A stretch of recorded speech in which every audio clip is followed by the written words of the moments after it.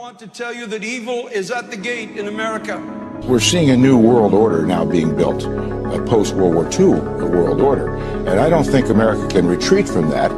I think we have to balance and adapt and adjust to the realities and the currents of this new world order.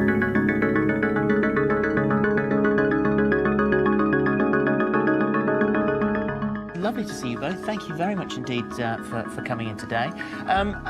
Why? Chance to unwind, chill, and clear the mind, really. Why not meditation? I don't quite know, to be honest. One man has transformed himself into a goat.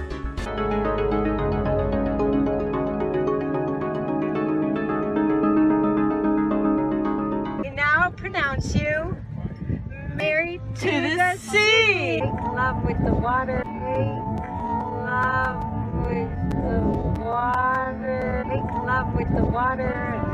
Stick your toes in any part of your body. Congratulations, everyone. You're now married to the sea. My name is Rob, and I go by T-Virus. I express myself as a living doll. There is also the agenda of confusing the sexes in society. The elite want to destroy the family. They are trying to destroy traditional values and also just confuse the masses so that they don't understand the God-given design of things. But they are God haters and they are after destroying the designs of God, so that is why they are using this propaganda campaign to fulfill that agenda. Nothing but staged propaganda to fulfill an elite agenda to confuse the masses so that sexuality is come under attack. So when these new philosophies start being preached through the media that, you know, sex is a social construct, there's no such thing, a boy can be a girl and a girl can be a boy, all this stuff because technology is now available, that these mindsets and ideas will be accepted. So this is an elite propaganda campaign, absolutely, through and through. They're taking someone who represented as an Olympian maleness, manhood, and then now they're turning him into a female.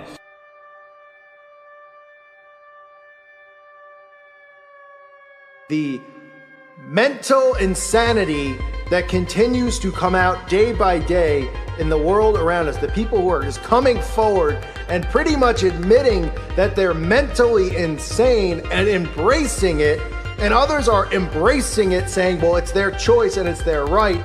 Now we have a woman who is admitting that she's in an intimate relationship with a tree. Emma McCabe, 31, revealed in an interview that she's in love with a tree. His name is Tim. Have you ever met someone that's named a tree, let alone been in an intimate relationship? She says, my feelings are genuine. I've had boyfriends, but never connected with anyone like Tim. I'm in love and would like to get married. She wants to marry a tree. I look at other trees, but don't touch. I wouldn't cheat on Tim. So she's looking at some birch trees and some cedar trees, but she's remaining loyal to her tree, Tim. Hello, hi. Anybody else out there think that this woman has a mental problem? Is it just me? Or should I respect her right to be in love with a tree? Or should I think that we need to find a doctor in this woman's town? I'll pay for the doctor. Send him to her home immediately. Have her committed. She should not be roaming free. But somehow this story gets sicker. She goes on to say, he fulfills my emotional and sexual needs. She's having sex with a tree. Isn't this illegal for starters to be outside having sex with a tree in public? How is this going on? He fulfills my emotional and sexual needs. I orgasm by rubbing against the bark naked. I love the feeling of skin on bark contact, which gives me a more pleasurable pain sensation, and the feel of his leaves against my skin makes me tingle. I have sex with him every week. It's the best sex I've ever had. Do I need to reread that disgusting, disturbing paragraph? Or does everybody out there get the hint? Is anyone in this town getting the hint? They're okay with this woman going out into the woods having sex with a tree? Of course society's okay with it. It's her right to do it. We should embrace her love with the tree. Soon we'll have people marrying and having intimate relationships with fire hydrants, with plungers, possibly refrigerators, maybe even parking meters. I mean, when does the insanity stop? She's not only admitting to being in love and an intimate relationship with a tree that she's called Tim. She's named the tree. She's in love with the tree. She wants to marry the tree. She's admitted that she never cheated on Tim. She's looked at some birch trees and some pine trees and some cedar trees, but she's remained loyal. Good for you. I'm happy for you, Emma, that you stayed faithful to your tree. Oh my goodness, please. And we're supposed to accept this and embrace this? How are these people roaming free? How many times do I have to ask, where are these padded rooms that we see, that we know exist in these hospitals? And who's getting put in there? And why is Emma not in one of these rooms along with the transgender human dragon, along with the 52-year-old man that now is living life as a 6-year-old girl? These people are free. One can only hope that a child isn't out in the woods, playing or doing something or fishing, and he doesn't see Emma having sexual intercourse with Tim the tree. But of course, they'll say, now just look the other way, because Emma has rights, and you have to respect Emma's right to be in love. If the tree makes her happy, you need to accept it, okay? You Christians are bigots, okay? Yeah, there's no perversion behind this. There's no mental problem behind this. No, this is normal behavior, okay, in the end times, folks. This is normal, accepted behavior in the end time period. Now, this was written in 1989. Okay, so let's take a look at what they wrote here, or he wrote. The New World Order will include changes in the family. Homosexual marriages will be legalized. Parents will not be allowed to raise their children. The state will. All women will be employed by the state and not allowed to be homemakers. Divorce will become exceedingly easy. Monogamous marriages will be slowly phased out. The workplace. The government will become the owner of all factors of production. The private ownership of property will be outlawed. That's Agenda 21, of course. Religion.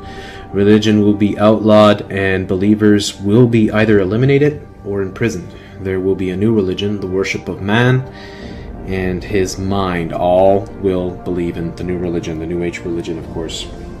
So this book was ahead of its time, obviously.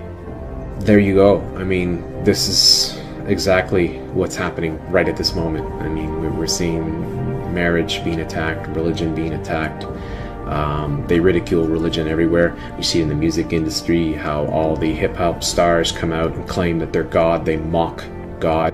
One thing that you're going to be dealing with as a Christian is it's going to be hard, because the world is calling this good. And as you can see here, Isaiah chapter 5 verse 20 tells us, woe unto them that call evil good and good evil, and that put darkness for light and light for darkness, and that put bitter for sweet and sweet for bitter. Woe means great sorrow or distress. So God, through the inspiration of the Holy Spirit written through the prophet here, is saying great sorrow and great distress to them that call evil good and good evil. God clearly declares by his word that this is evil. This is an abomination before him, in fact. It's an attack against his created design and order, and it is blasphemous to do that, because we are created in the image of God. Man, Bruce was created in God's image, and it's a mockery, it's a blasphemy, it's a rebellious attack against his creator to do that, created in the image of his creator. I am president of the United States. Gays and lesbians will have somebody who will fight for equal rights for them, because they are our brothers and they are our sisters. In 2008, our country elected a leader who not only acknowledged the LGBT community, but who embraced it. I'm here with you in that fight. Who counted us as friends. I held some bilateral talks with your leader, Lady Gaga. She was wearing 16-inch heels. We elected a man who understood our struggles. I was shocked and saddened by the deaths of several young people who were bullied and taunted for being gay. And who has pushed the nation forward towards equality. It is important for me to go ahead and affirm that I think same-sex couples should be able to get married. I don't think there's been a single moment in which LGBT issues became important to me. I think it's an accumulation of a lifetime. In regards to the Obama incident, I flew out of Colorado Springs, Colorado to Chicago on November 2nd, 1999. Obama stated he could purchase cocaine for me and then made a telephone call. Senator Obama and I then departed the bar in my limousine and proceeded to an unknown location where Senator Obama exited the limousine with $250, which was provided to him by me.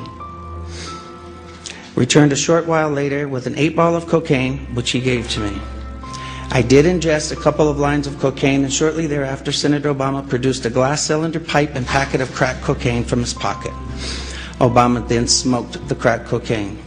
I performed fellatio on Senator Obama in the limousine during the time Senator Obama was smoking crack cocaine, after which I had the driver take me to my hotel, the Comfort Suites, Gurnee, Illinois. The following day, November 7th, 1999, Senator Obama appeared at my hotel room, unannounced, uninvited, where we again ingested cocaine and I again performed fellatio on Senator Obama.